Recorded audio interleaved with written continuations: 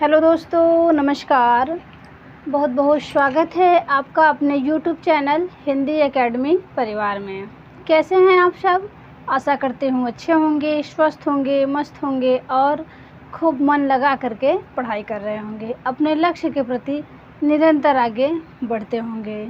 तो दोस्तों, हम आप सबके लिए टीजीटी पीजीटी परीक्षा के उद्देश्य से टॉपिक वाइज प्रैक्टिस प्रोवाइड करा रहे हैं, तो वो भी बिल्कुल निःशुल्क। तो जो भी भाई बहन चैनल पे पहली बार हैं वे चैनल को सब्सक्राइब कर लें, बेल आइकन प्रेस कर लें, और जिससे हमारे वीडियोज़ की हर नोटिफिकेशन उन्हें सबसे पहले मिल जाया करें। और वीडियो पसंद आया करे तो वीडियो को एक लाइक किया करें, अपने दोस्तों में ज़्यादा से ज़्यादा शेयर किया करें, ताकि जो भी भाई बहन टीजीटी पीजीटी नेट जेआरएफ ये सब की परीक्षा की तैयारी कर रहे हैं वे यहाँ से पढ़ सकते हैं। ठीक है, तो दोस्तों हम आदिकाल हमारा कंप्लीट हो गया है, भक्ति काल में पहुँचे हैं। जैसा कि आप सभी लोग जानते होंगे कि आचार्य रामचंद्र शुक्ल ने भक्ति काल को 2 भागों में बांटा है, निर्गुण धारा और सगुण धारा। तो निर्गुण धारा के भी दो वर्गों में बांटे हैं, एक ज्ञानाश्रय शाखा और एक प्रेमाश्रय शाखा। तो ज्ञानाश्रय शाखा हमारा कंप्लीट हो चुका है। आज हम प्रेमाश्रय शाखा यानी सूफी काव्य पे चर्चा करने वाले हैं। ठीक है, तो आज का हमारा प्रैक्टिस सेशन होगा प्रैक्टिस 15 हिंदी साहित्य भक्ति काल के अंतर्गत सूफी काव्य, जिसे प्रेमाश्रयी काव्य धारा भी कहा जाता है, इन्हीं पे चर्चा होने वाली है। ठीक है, तो चलिए जल्दी जल्दी आप लोग भी तैयार हो जाइए और कॉपी पेन ले लीजिए। मैं बार बार कहती हूँ कि जो भी भाई बहन हमारे साथ पेपर सॉल्व करने बैठे कॉपी पेन लेके बैठे, जो मैं मौखिक बताऊँ उन्हें भी वे लोग नोट करते चलें। अगर आते हैं तो उनको मत नोट करिए, उनका रिवीजन होता चलेगा, और नहीं आता है तो वो अपना नोट करते चलें, जिससे एग्ज़ाम समय में उन्हें रिवीजन करने में आसानी होगी। तो चलिए आज की क्लास को कंटिन्यू करते हैं। देखिए, पहला प्रश्न है, सूफी काव्य को प्रेम काव्य किस आलोचक ने कहा है? सूफी काव्य को प्रेम काव्य किस आलोचक ने कहा है? आपके ऑप्शंस हैं डॉक्टर रामकुमार वर्मा ने, ऑप्शन बी है आचार्य रामचंद्र शुक्ल ने, ऑप्शन सी है गणपति चंद्र गुप्त ने, ऑप्शन डी है हजारी प्रसाद द्विवेदी ने। चलिए आप सब अपने अपने आंसर करिए।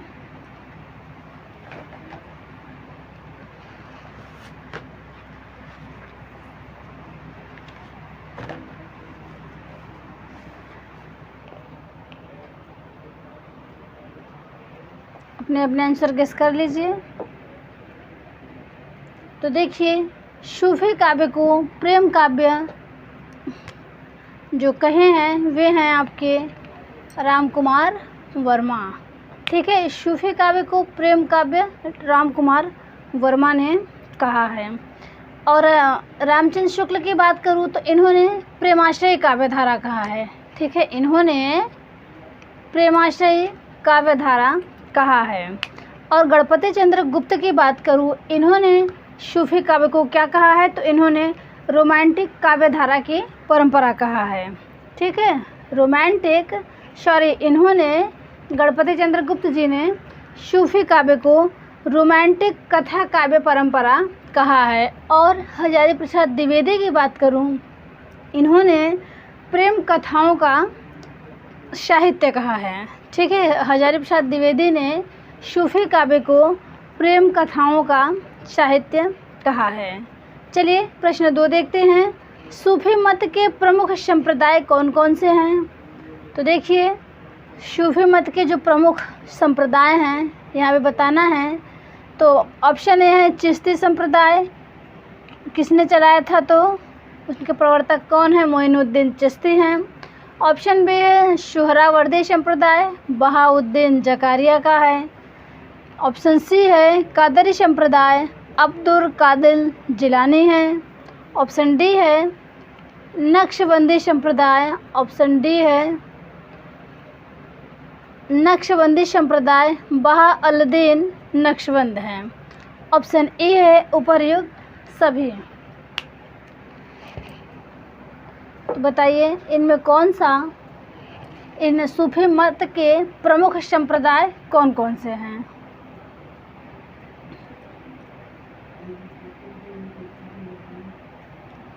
तो देखिए यहाँ पे इधर संप्रदाय है और उन संप्रदाय के प्रवर्तक कौन है, हमने उनको भी यहाँ पे इंक्लूड कर लिया हुआ है।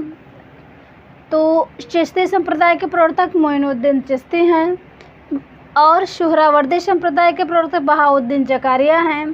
कादरी संप्रदाय के प्रवर्तक अब्दुल कादिर जिलानी हैं। ऑप्शन डी है नक्शबंदी संप्रदाय के बहा अल-दीन नक्शबंद हैं। ऑप्शन डी है, ई है उपर्युक्त सभी। तो इनमें आपका राइट आंसर हो जाएगा ऑप्शन नंबर ई। ये 4 संप्रदाय सूफी मत के हैं। तो आप ध्यान रखिएगा, ये परीक्षा में पूछा जाता है ये प्रश्न यहाँ से कि किस संप्रदाय के प्रवर्तक कौन हैं और इनको मैच करने के लिए दे देता है। तो आप ध्यान रखिएगा। चलिए प्रश्न 3 देखते हैं। सूफी शब्द के व्युत्पत्ति के संबंध में असत्य विकल्प है। सूफी या शब्द, सूफी शब्द के व्युत्पत्ति के संबंध में असत्य विकल्प छांटना है यहाँ पे। तो देखिए सूफ का अर्थ होता है ऊन, सूफा का अर्थ होता है चबूतरा, सोफिया का अर्थ होता है अर्थ ज्ञान। ऑप्शन डी है सफ़ का अर्थ होता है पत्ती। ऑप्शन ई है सफ़ा का अर्थ होता है निर्मल ज्ञान। चलिए आप सब अपने आंसर करिए।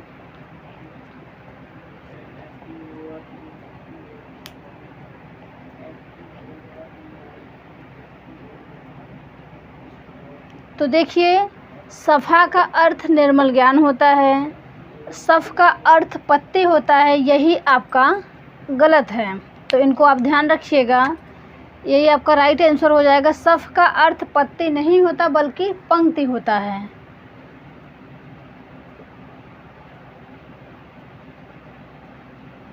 सफ़ का अर्थ पत्ती नहीं होता, पंक्ति होता है। ठीक है, ध्यान दीजिएगा। और सोफिया का अर्थ होता है अर्थ ज्ञान यानी विद्या। और जो सूफा होता है चबूतरा, इसका मतलब है कि जो मदीना मस्जिद के सामने वाला एक चबूतरा है, वहाँ का मदीना मस्जिद के सामने एक बना चबूतरा है, उसको सूफा कहते हैं। और वहाँ पे उस चबूतरे पे जो फ़कीर, वहाँ के फ़कीर बैठते हैं, उन्हें सूफ़ी कहते हैं। ये भी आप ध्यान रखिएगा, बैठने वाले फ़कीरों को सूफ़ी कहते हैं। और सूफ़ का अर्थ ऊन होता है। तो ये यहाँ से भी प्रश्न कभी कभी पूछ लिए जाते हैं, तो आप ध्यान रखिएगा। चलिए प्रश्न 4 देखते हैं। किस आलोचक ने मुल्ला दाऊद को सूफ़ी काव्य का प्रथम कवि माना है? किस आलोचक ने मुल्ला दाऊद को सूफ़ी काव्य का प्रथम कवि माना है? तो ऑप्शन ए देखिए, डॉक्टर राम कुमार वर्मा हैं। ऑप्शन बी है आचार्य रामचंद्र शुक्ल हैं। ऑप्शन सी है हजारी प्रसाद द्विवेदी हैं। ऑप्शन डी है गणपति चंद्र गुप्त। यहाँ से एक प्रश्न जरूर बनते हैं, तो इन्हें भी आप ध्यान रखिएगा कि कौन से आदिकाल के हो गए, भक्ति काल के हो गए, रीति काल के हो गए, किस कवि को किस आलोचक ने पहला माना है, ये सब आप ध्यान रखें। तो देखिए किस आलोचक ने मुल्ला दाऊद को सूफ़ी काव्य का प्रथम कवि माना है? तो आपके राइट आंसर हो जाएंगे राम कुमार वर्मा। ठीक है, राम कुमार वर्मा ने मुल्ला दाऊद को प्रथम कवि माना है और सूफ़ी काव्य का प्रथम कवि माना है। ठीक है, ध्यान रखिएगा, सूफ़ी काव्य का प्रथम कवि मुल्ला दाऊद को राम कुमार वर्मा ने माना है। और अगर रामचंद्र शुक्ल की बात करूँ तो इन्होंने सूफ़ी काव्य का प्रथम कवि किसे माना है? तो इन्होंने कुतुबन को माना है। रामचंद्र शुक्ल जी ने कुतुबन को माना है। ठीक, ऑप्शन सी की बात करूँ तो हजारी प्रसाद द्विवेदी जी ने सूफ़ी काव्य का प्रथम कवि किसे माना है? तो ईश्वर दास को माना है, जिन्होंने सत्यवती कथा लिखा है। तो हजारी प्रसाद द्विवेदी के अकॉर्डिंग आपके ईश्वर दास जी सूफ़ी काव्य के प्रथम कवि हैं।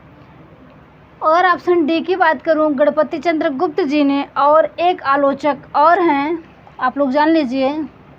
नागेंद्र, डॉक्टर नागेंद्र जी ये और गणपति चंद्र गुप्त जी ये अशाइत को मानते हैं, जिन्होंने हंसावली लिखा है। ठीक है, तो विभिन्न आलोचकों ने भिन्न भिन्न लेखकों को सूफी काव्य का प्रथम कवि माना है। तो यहाँ से प्रश्न बनते हैं, इन्हें आप ध्यान रखें। चलिए प्रश्न 5 देखते हैं।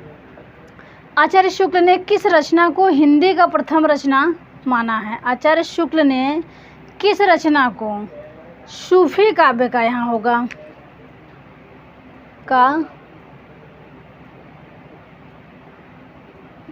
आचार्य शुक्ल ने किस रचना को सूफी काव्य, यहाँ पे होगा सूफी, जान जाइएगा यहाँ पे सूफी काव्य का प्रथम रचना माना है। हंसावली को, चंदायन को, मृगावती को, सत्यवती कथा को। तो देखिए इनमें आचार्य रामचंद्र शुक्ल जी ने सूफी काव्य की प्रथम रचना मृगावती को माना है। ठीक है, मृगावती को माना है। और इन समय भी पूछ लिया जाता है तो नोट कर लीजिए। 1501 में मृगावती किसने लिखा है? कुतुबन ने लिखा है। और वहीं पे हंसावली की बात करूँ तो इन्हें किसने माना है? तो गणपति चंद्र गुप्त और डॉक्टर नगेंद्र ने माना है। और हंसावली का समय है 1370 में। ठीक है, हंसावली असाइद जी ने लिखा है 1370 ईस्वी में। चंदायन की बात करूं तो इनका समय है 1379 में। और किसने लिखा है चंदायन को? मुल्ला दाऊद ने लिखा है, जिन्हें राम कुमार वर्मा ने प्रथम कवि माना है सूफी काव्य का। ये हो गए। और सत्यवती कथा की बात करूं तो इन्हें ईश्वर दास ने लिखा है, और ये भी 1501 में लिखी गई है। ठीक है, ईश्वर दास ने लिखा है और इन्हें प्रथम सूफी काव्य की प्रथम रचना माना है। तो आपके कौन? हजारी प्रसाद द्विवेदी जी ने। चलिए प्रश्न 6 देखते हैं। सूफी साधना के सोपान हैं। सूफी साधना के सोपान हैं, कौन कौन से हैं? तो यही आपको बताना है। तो देखिए अनुताप है, यहाँ पे धैर्य है, क्षमा कीजिएगा मैं धैर्य लिखी थी, धैर्य, आत्मसंयम, विश्वास, वैराग्य, दारिद्र्य और संतोष व प्रेम। ऑप्शन है उपर्युक्त सभी। चलिए ऑप्शन करिए।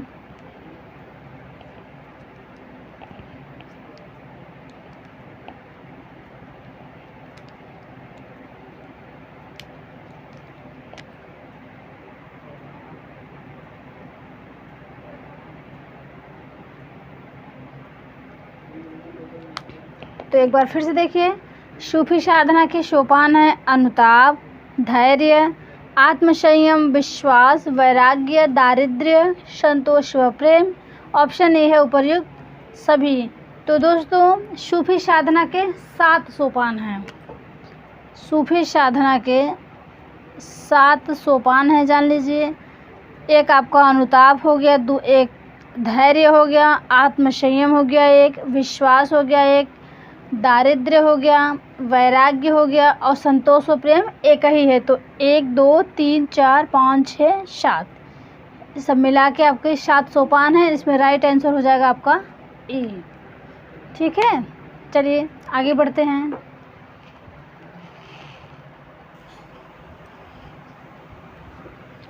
चलिए प्रश्न नंबर 7 देखते हैं। सूफी साहित्य के संदर्भ में सत्य कथन है। सूफी साहित्य के संदर्भ में सत्य कथन है।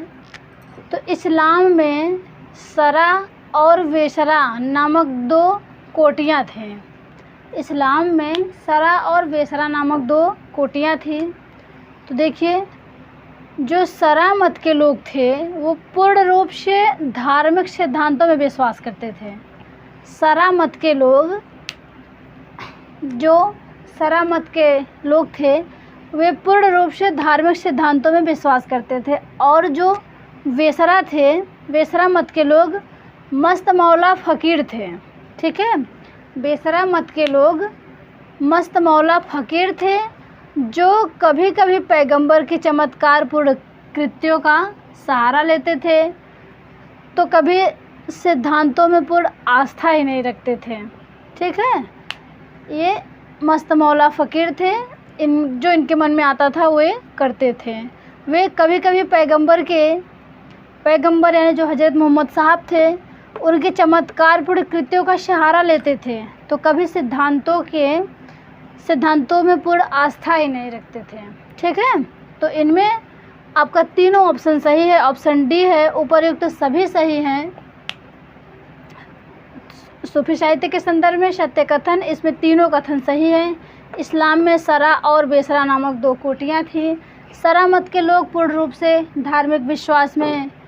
धार्मिक सिद्धांत में विश्वास रखते थे और बेसरा मत के लोग थे जो वे मस्त मौला फ़कीर थे जो कभी पैगंबर के चमत्कारपूर्ण कृत्यों की बात करते थे और या तो कभी सिद्धांतों में ही पूर्ण आस्था ही नहीं रखते थे। ठीक है, प्रश्न 8 देखिए, हुज्वेरी के अनुसार फना का अर्थ। हुज्वेरी ये पूछा हुआ प्रश्न है तो इन्हें आप ध्यान रखिएगा। हुज्वेरी के अनुसार फना का अर्थ है जीवात्मा के शरीर का नाश, जीवात्मा का परमात्मा में विलय, व्यक्ति के अस्तित्व स्वरूप और गुण का विनाश, किसी वस्तु की अपूर्णता का ज्ञान और उसे पाने की इच्छा से विरत होना।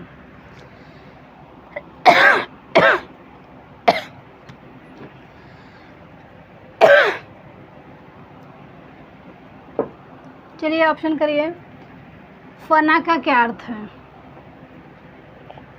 तो देखिए इनमें आपका राइट आंसर हो जाएगा ऑप्शन नंबर डी, किसी वस्तु की अपूर्णता का ज्ञान और उसे पाने की इच्छा से विरत होना, यही आपका फना का अर्थ है। चलिए प्रश्न 9 देखते हैं। साधना के 4 अवस्था शरीयत, तरीक़त, मारिफत और हकीकत का संबंध किससे है। तो ज्ञान मार्गी साधना से, प्रेम मार्गी साधना से, ऑप्शन बी, ऑप्शन सी है इस्लाम धर्म साधना से, ऑप्शन डी है रीतिकाल से। आंसर करिए। ये सब पूछे हुए प्रश्न हैं, ये प्रीवियस ईयर में आ चुके हैं। इसमें ये क्वेश्चन नेट में आया हुआ है और ये टीजीटी में, पीजीटी में पूछा हुआ है।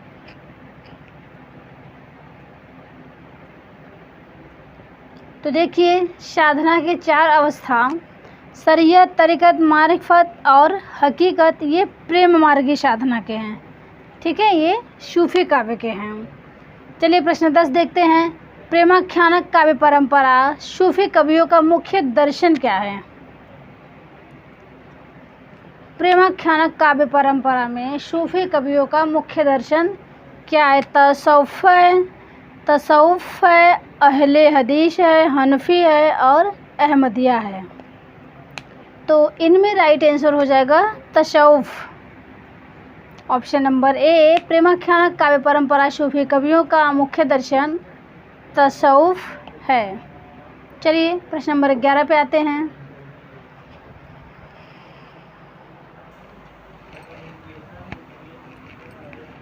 चलिए प्रश्न 11 देखते हैं। सूफी प्रेमाख्यानक काव्य परंपरा में आराध्य को किस रूप में देखा गया है। सूफी प्रेमाख्यानक काव्य में आराध्य को प्रायः किस रूप में देखा गया है। तो आपके ऑप्शंस हैं गुरु रूप में, प्रेमी के रूप में, प्रेमिका के रूप में, सखा के रूप में। ऑप्शन करिए।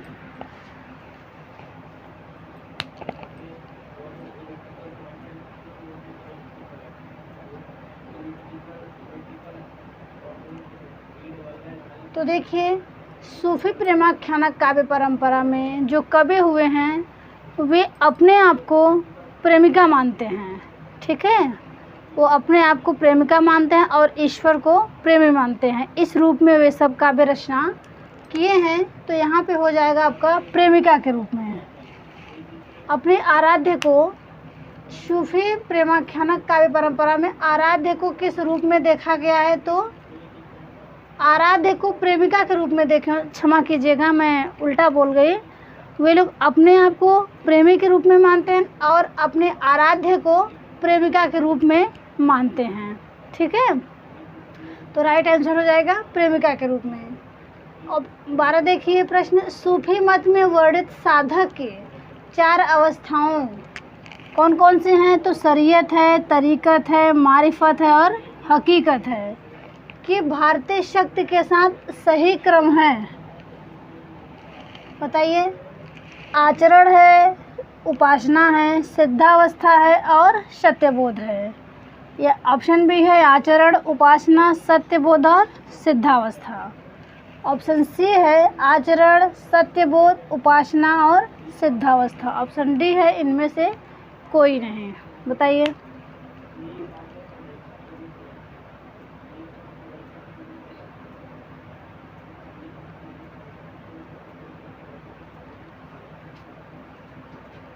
तो यहाँ पे आपका राइट आंसर हो जाएगा ऑप्शन बी। ठीक है, आचरण, उपासना, तब सत्यबोध, सत्य की उन्हें बोध होता है, फिर और सिद्धावस्था में पहुँच जाते हैं। चलिए प्रश्न 13 देखते हैं। अनहलक मैं ही ब्रह्मा हूँ। अनहलक मैं ही ब्रह्मा हूँ की घोषणा किसने की है, किस कवि ने की है? जायसी ने की है, मंसूर ने की है, अमीर खुसरो ने की है या फिर कबीर ने की है? तो ऑप्शन करिए। अनहलक मैं ही ब्रह्मा हूँ की घोषणा किसने की है? तो यहाँ पे आपका राइट आंसर हो जाएगा मंसूर ने की है। मंसूर ने ही सबसे पहले यही घोषणा की है कि अनहलक मैं ही ब्रह्मा हूँ। उन्होंने अपने आप को बोला है मैं ही ब्रह्मा हूँ। ठीक है, चलिए प्रश्न 14 देखते हैं। निम्न कथन में सत्य कथन है। निम्न कथन में सत्य कथन है। हंसावली रचना का स्रोत विक्रम बेताल की कथा है। हंसावली रचना का स्रोत विक्रम बेताल की कथा है। इसमें पाटड़ की राजकुमारी हंसावली की कहानी है। ठीक है, ऑप्शन बी देखिए। राम कुमार वर्मा ने मुल्ला दाऊद को अपने इतिहास ग्रंथ में, उनका इतिहास ग्रंथ का नाम है हिंदी साहित्य का आलोचनात्मक इतिहास, में संधिकाल के अंतर्गत रखा है। तो एक इम्पॉर्टेंट हो जाएगा, राम कुमार वर्मा ने मुल्ला दाऊद को अपने इतिहास ग्रंथ में किस काल के अंतर्गत रखा है? तो संधिकाल के अंतर्गत रखा है। ऑप्शन सी है, डॉक्टर माता प्रसाद गुप्त जी ने चंदायन को लोर कहा या लोर कथा कहा है? ये भी प्रश्न पूछा हुआ है। तो तीनों पॉइंट परीक्षा में पूछे गए हैं, आप ध्यान रखिएगा। ऑप्शन डी है उपर्युक्त सभी। बताइए, ऑप्शन करिए।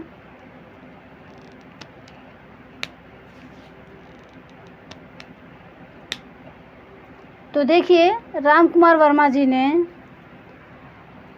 मुल्ला दाऊद को संधिकाल के अंतर्गत रखे हैं, वो भी अपने इतिहास ग्रंथ पुस्तक में, ये सही है। हंसावली रचना का स्रोत विक्रम बेताल की कथा है और पाटड़ की राजकुमारी हंसावली की कहानी, ये भी सही है। ऑप्शन सी है, डॉक्टर माता प्रसाद गुप्त ने चंदायन को लोर कहा या लोर कथा कहा, ये भी सही है। तो यहाँ पे आपका राइट आंसर हो जाएगा उपर्युक्त सभी सही हैं, डी।